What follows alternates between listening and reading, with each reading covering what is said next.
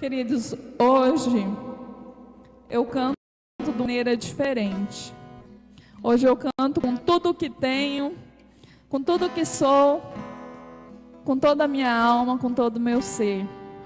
Porque eu vi a glória de Deus de uma maneira muito especial e eu quero compartilhar com vocês. Pode aumentar só um pouquinho, Luizinho? O meu testemunho, ele fala sobre doenças mentais, que as pessoas não entendem. Uma doença mental, uma mania, uma repetição. E eu, no momento da minha vida, que eu estava salvando a minha casa, perdoando meu marido, sendo forte, eu já tinha o Pietro, resolvi ter o Arthur. Só que teve um de repente na minha vida. Eu estava fazendo tudo o que era para ser feito. E teve um de repente na minha vida. Quando o Arthur estava com 3 mesinhos, eu comecei a ficar alegre demais, falar com Deus demais e não dormir. Para que dormir se eu posso falar com Deus a noite toda? Eu me enchi de Deus, mas eu não sabia que aquilo era uma doença. Eu não sabia que aquilo era uma doença. O excesso da alegria, o descontrole da alegria. Se todos falavam, ela não está bem, ela está feliz, mas ela não está bem. E eu falava assim, como alguém estando feliz não está bem? E aí aquela insônia começou a me perturbar durante o dia. Eu comecei a chorar muito. E eu não conseguia chegar perto do meu bebê. E eu chorava e eu falava assim, amor, deve ser que ele vai ser um pastor, deve ser um propósito de Deus muito grande na vida dele, por isso que eu estou sofrendo. E aí chegou um momento que eu tive que ir para o psiquiatra. E as medicações não davam certo. E eu continuava numa depressão profunda e chorava muito. Foi para outra psiquiatra mulher, também não deu certo os medicamentos. Me deram medicamentos horríveis, terríveis. E aí eu não tive como cuidar do meu filho. Eu entreguei para minha mãe. Eu não dava conta nem de mim. Que dirá amar meu filho, que dirá cuidar dele. Entreguei para minha mãe meu filho e fui sofrer aquele sofrimento. E então eu parei de tomar as medicações, que eu pensei, eu estou boa. Mas esse boa não durou 30 dias. Comecei a chorar demais, senti coisas horríveis. Vontade de rasgar o próprio corpo, vontade de enfiar a faca no peito, Era uma alucinação terrível. Mas mesmo assim eu busquei meu filho de volta. Minha sogra veio morar comigo e graças a Deus eu fui muito amparada. E eu falava assim, Camila, quando o Arthur fizer 1 aninho, eu vou celebrar a minha saúde. E eu vou celebrar ele. E eu já não estava aguentando a luta, eu já não aguentava mais a vontade de se matar. E então a mãe falou, vamos tentar outro psiquiatra. Nessa tentativa, fui diagnosticado com um transtorno bipolar. O transtorno bipolar, ele pode perder o freio na alegria e pode perder o freio na depressão. Não é a pessoa que fica feliz e triste durante o dia. É uma pessoa que fica um período muito triste ou um período muito feliz. Quando eu tomei as medicações, com 3 dias eu estava curada. E aconteceu o aniversário do Arthur de 1 ano, eu me arrumei, nós estávamos felizes e eu estava curada, seguindo o tratamento. Não precisava mais parar de tomar os remédios, porque eles me faziam, cobriam a minha necessidade. E foi uma festa. Foi uma festa.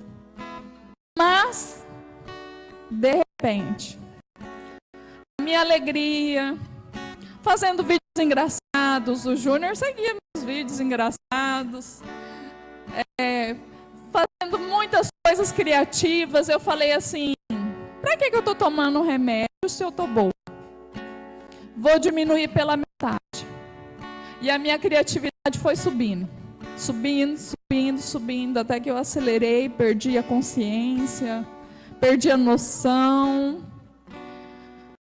E voltamos para o médico de novo. Queridos, mas agora não era mais daquele jeito.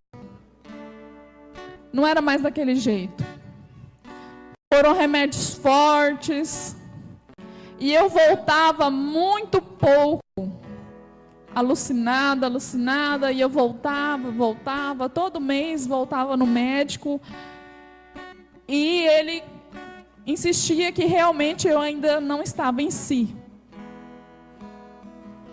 Mas quando eu entrei em si, que os remédios foram fazendo efeito já há alguns meses, teve outro de repente.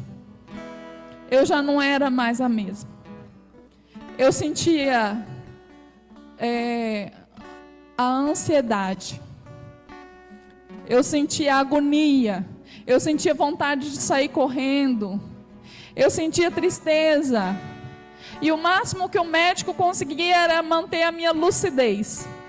Eu falava, doutor, mas eu ainda sinto agonia, sofrimento, e não, até exames que foram para o Canadá a gente fez, para ver o que era essa agonia, o que estava acontecendo.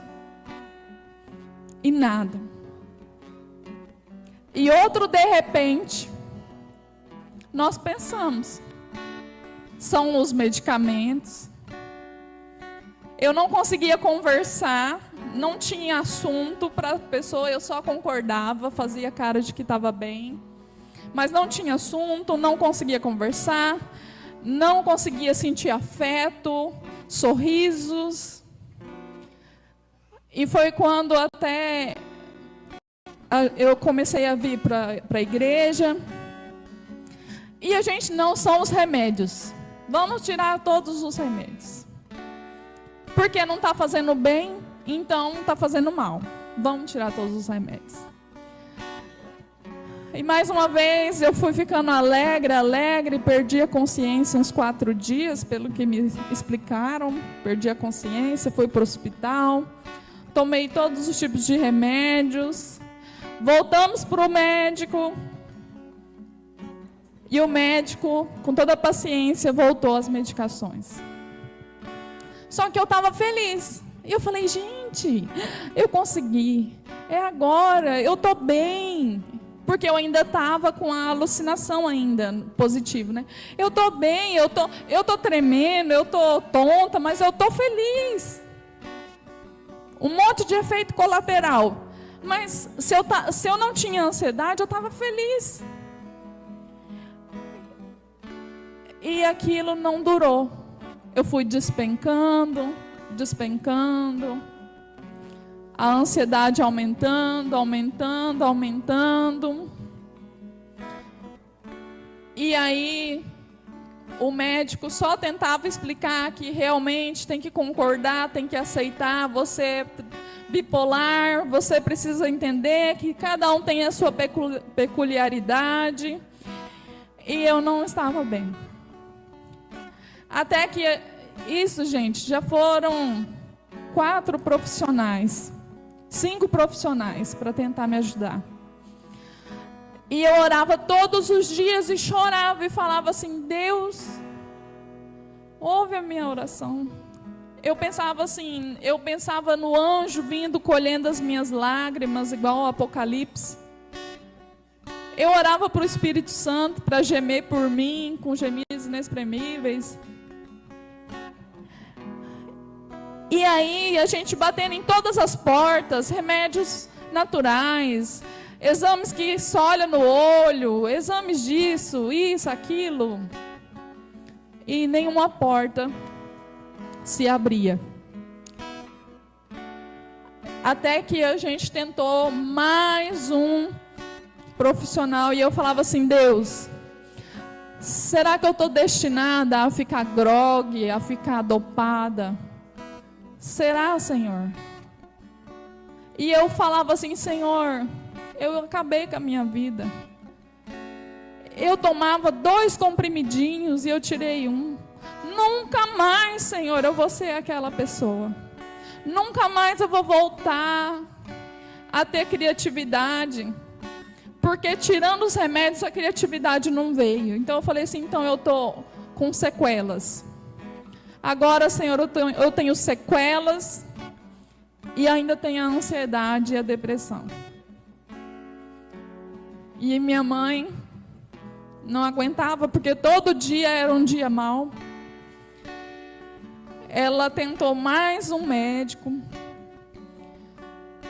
E foi no encontro das mulheres, nós fomos, nós ficamos felizes, deu tudo certo.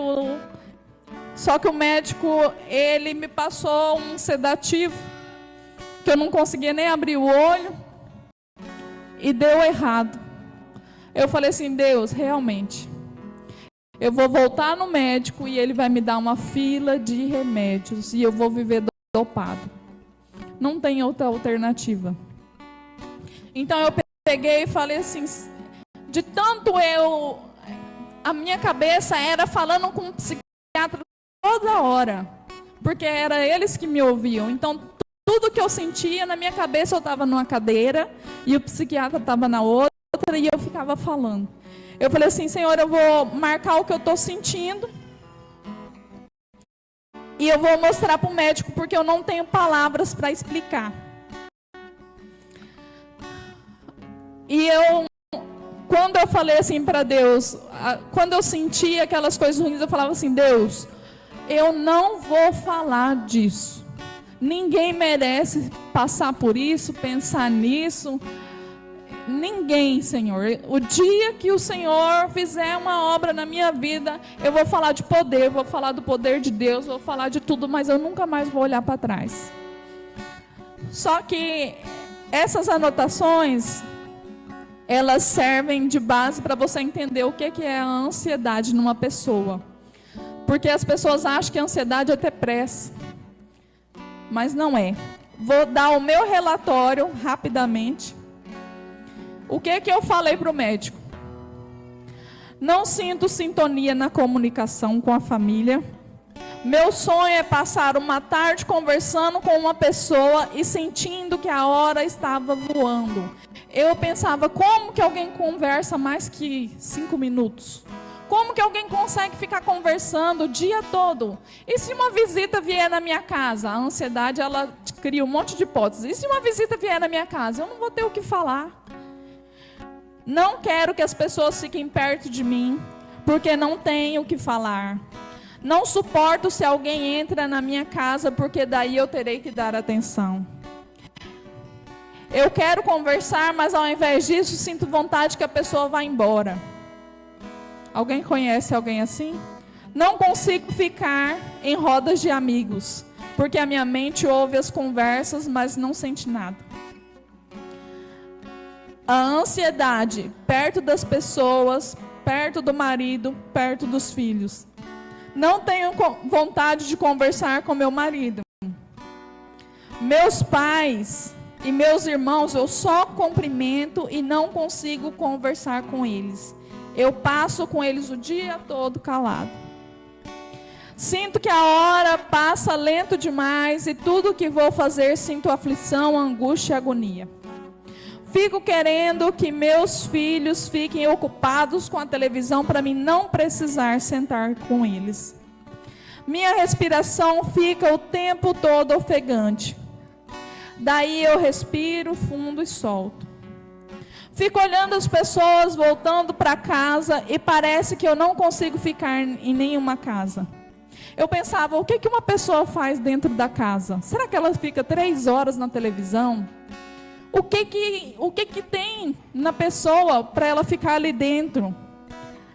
Não se sentir bem com qualquer entretenimento. Não suportava vídeos, fotos, filmes, jogos, séries, redes sociais. Gente, eu só olhava para Deus, porque eu não tinha situação para mim. Sinto coisas estranhas só com o remédio do transtorno bipolar. O remédio do transtorno bipolar já não era o suficiente. Sinto que o meu corpo está sem cabeça, não consigo sentir o comando da minha mente, como se fosse uma fraqueza. Sinto que não tenho sentimentos bons. Mesmo que eu não esteja sentindo nada de ruim, dentro de mim eu estou sem humor. Parece que falta um pedaço na minha mente. Por mais que eu tome medicações, essa sensação não passa. E como se minha mente estivesse travada no negativo e no neutro.